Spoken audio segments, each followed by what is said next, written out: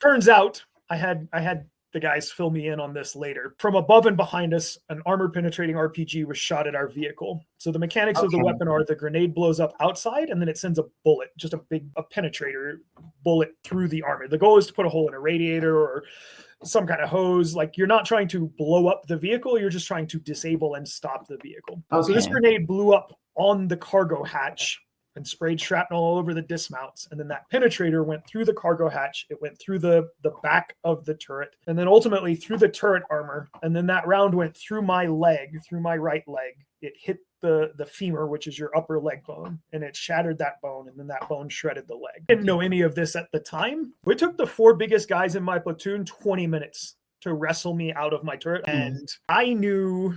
And like, looking up, Sergeant Coleman, who's yelling at Adsit there, is the private who was tying the tourniquet. Like, Sergeant Coleman is just covering his face. He's covering his mouth as he looks down at me. And I kind of pick my head up, and I can see, like, my whole side of my body is just like that. The whole uniform, the boot, everything is just blood red. So it's emergency breathing, tourniquet, stop bleeding, all these basic life-saving first aid. You don't tie a tourniquet that high unless you don't have a choice, unless the injury is that high. And we're a good 2 or 3 hours from the field hospital.